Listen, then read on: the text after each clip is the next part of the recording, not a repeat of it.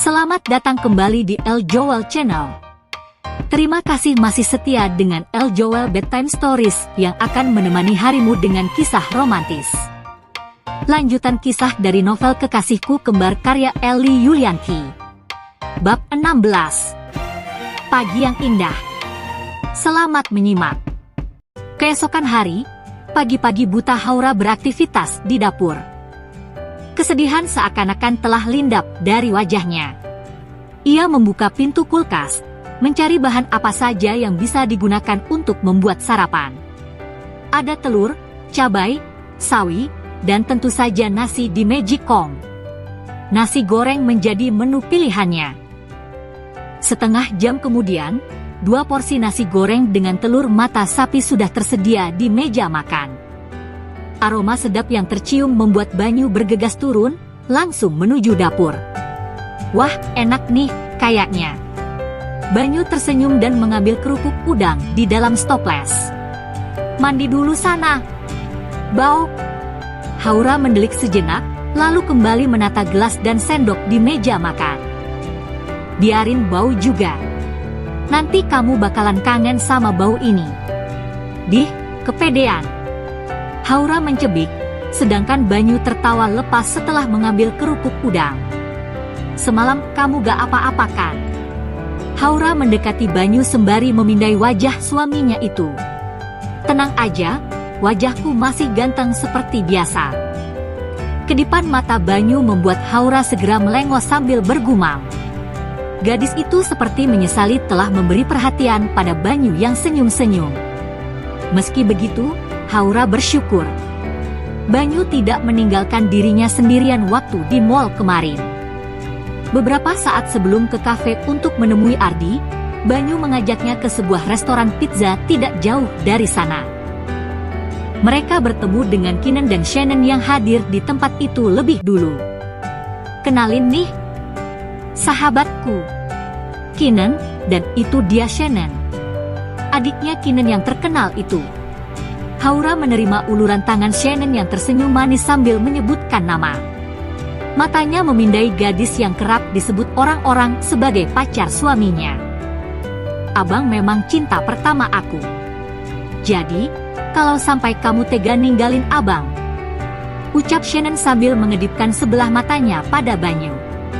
Gadis dengan baju terusan selutut itu sengaja menggantung kalimatnya.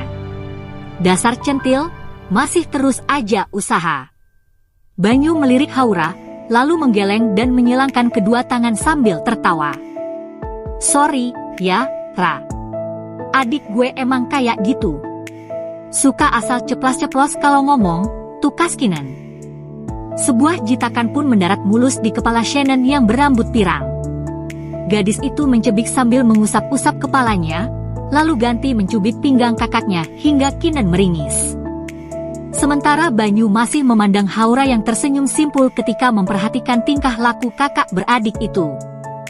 Bunyi nyaring ketel air memecah lamunan. Haura segera menuangkan air panas pada kopi instan tanpa gula yang ditemukan di lemari dapur. Ia tidak menyadari kalau Banyu sudah beranjak menuju kamar sejak tadi. Sehabis mandi, Banyu dengan kaos oblong putih kembali datang menghampiri Haura.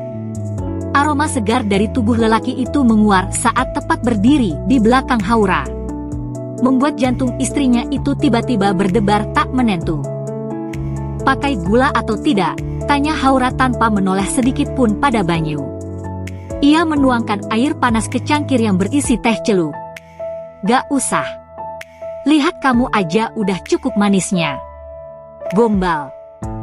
Sikap Haura yang selalu terlihat salah tingkah membuat Banyu gregetan dan selalu ingin menggodanya. Ayo, kita makan.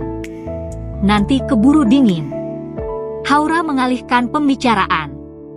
Mereka pun duduk berhadapan di meja makan, menikmati sarapan nasi goreng buatan Haura untuk pertama kali. Beberapa saat kemudian hening. Keduanya sibuk dalam pikirannya masing-masing.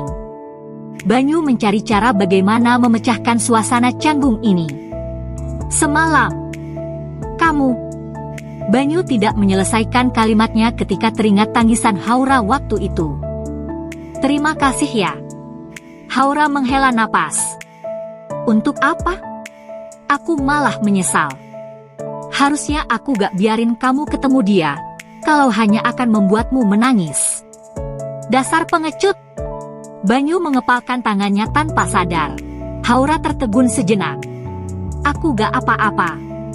Oh ya, kok kamu tiba-tiba ada di kafe waktu itu? Mana mungkin membiarkan istriku berduaan dengan laki-laki brengsek macam dia? Sudahlah, gak usah ngomongin dia lagi. Merusak suasana, balas Banyu. Rupanya waktu itu, beberapa saat setelah Haura masuk kafe, Banyu pun mengikutinya. Ia duduk di tempat yang tidak terlihat Haura, tapi masih bisa melihat istrinya dengan leluasa. Aku yang salah. Haura menunduk. Tatapannya tertuju pada taplak bergambar bunga violet yang membalut meja makan. Jangan pernah menyalahkan diri sendiri. Ingatlah, selama kamu di sisiku, aku tidak akan membiarkan kamu sendirian. Banyu sekilas menyentuh ujung jari Haura. Kenapa? Haura mendongak. Belum pernah seorang pun mengatakan hal itu padanya. Tidak pula Ardi. Apanya? Menatap mata bundar nan indah di hadapan, membuat Banyu tidak konsentrasi. Ia segera mengalihkan pandangan, sambil terus mengunyah. Ini nasi goreng terenak yang pernah kumakan, lanjutnya lagi. Kenapa kamu sangat baik sama aku? Haura tidak peduli dengan pujian sang suami. Ia meletakkan sendok, lalu jemari lentik itu bertaut, menumpu dagunya. Karena aku jatuh cinta. Batin Banyu berbicara. Sementara degup jantungnya makin meningkat. Karena gak ada alasan untuk berbuat sebaliknya. Jawab Banyu sembari meraih cangkir lalu meminumnya dengan nikmat. Alih-alih jujur, Banyu berhasil menemukan jawaban lain yang masuk akal. Sementara itu, Haura menunduk sesaat sebelum kembali berucap, cuma itu saja. Mata indah itu menuntut jawaban pasti. Memandang rona muka Haura, Banyu kembali menarik napas. Tanpa sadar, ia beringsut lebih mendekat ke wajah istrinya dengan menumpu dagu di atas jemarinya juga. Mereka pun saling berpandangan untuk beberapa saat. Sial, kenapa dia cantik sekali? Banyu mengumpat dalam hati. Kini, tidak hanya mata, tapi bibir merah muda itu begitu menggoda. Bersambung. Terima kasih sudah menonton. Nantikan kelanjutan ceritanya ya.